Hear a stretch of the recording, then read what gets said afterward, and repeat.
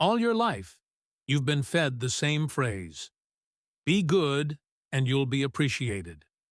Parents, teachers, women's blogs, cheap TV shows, they've all programmed you to believe in a fictional system where a woman supposedly chooses with her heart, logic, and gratitude.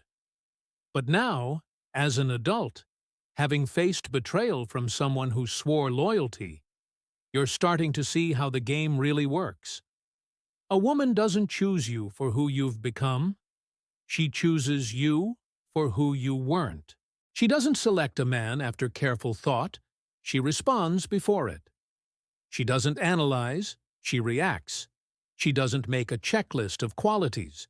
She instinctively gravitates toward what she can't fully possess.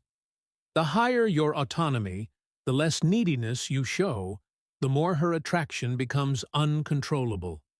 Because a woman, unlike a man, isn't driven by completion. She's drawn to dynamics. If you are chaos tempered by grace, calm without a trace of weakness, she follows, even if her words say otherwise. Her words are just an attempt to cling to a social mask. Her choice runs deeper. If you want to be the one she remembers when everyone else fades, you don't win at her game. You step outside it. You build your own game, one she wants to enter.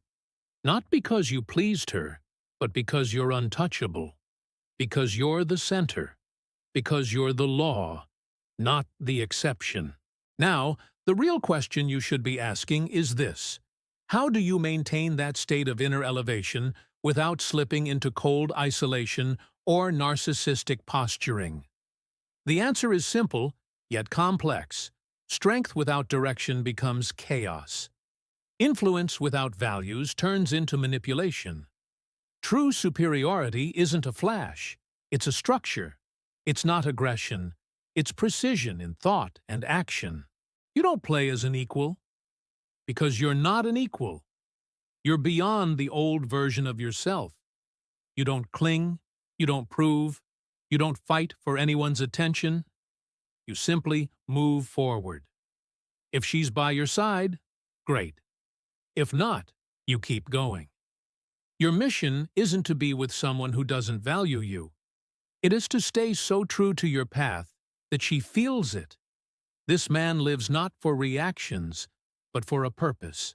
You stay composed, not because you don't feel, but because you choose what to feel. You don't unravel when she disappears. You don't falter when she's silent. You don't lose face when she provokes. Because you don't react to behavior. You respond to principles. If a woman wants to be with you, she rises to your level. You don't step down, not an inch, not under any circumstances. A man of true superiority isn't competing with others to prove his worth. He's the one who doesn't waver internally, who holds focus when the world around him loses balance. He controls not others, but himself, and through that, he commands everything else. He's unshakable. His silence speaks louder than others' shouts. His boundaries are felt in his gaze alone. His energy isn't frantic, it's precise. You don't seek validation. You create a space where a woman either blooms or fades away. Remember, you're not here to be convenient. You're here to be real. If they fear losing you, you're holding your form. If they try to control you, you've given them an opening. You're either the creator of the field or a pawn in someone else's script. Only you decide who you are. True power isn't in controlling a woman. It's in never being controlled by her. Not in your mind, not in your emotions, not in your actions. Never. Yet there's one more edge you must master to be not just confident, but dangerous. A daring man isn't the one who throws words in your face. He's the one who steps into spaces others fear to even glance at. He doesn't ask permission to claim his presence. He enters any room as if it already belongs to him. Daring isn't rudeness. It's an energy that shatters others' illusions of control. It is the kind of confidence where a woman can to predict the tone of your next word. You can be gentle, you can be firm, you can be ice cold, but she feels that you choose who to be, not her, not the situation, not any external force.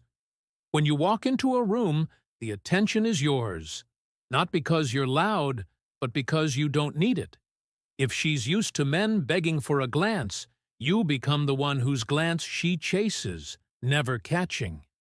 That's where your untouchability is born. You don't try to be liked. You make the space bend to your frequency. When she encounters this, a man who moves past her, not away from her, without flinching, something awakens in her. Not fear of pain, but fear of missing something that won't come again.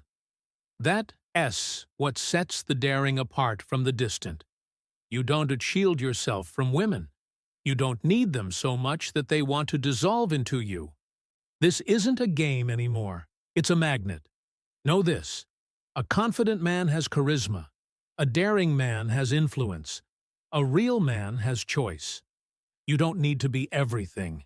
You need to be the one without whom the air feels heavy. When you show up, the atmosphere shifts. If she can feel that, you've done it right. But before you can stand at that height, you must wade through the grimiest part of the male experience, the illusion of the good guy, the illusion that being sincere, warm, and patient is enough to be chosen. You invest, you yield, you forgive, you wait, you hope.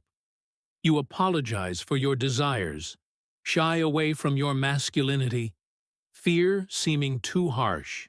You don't live in strength. You live in supplication.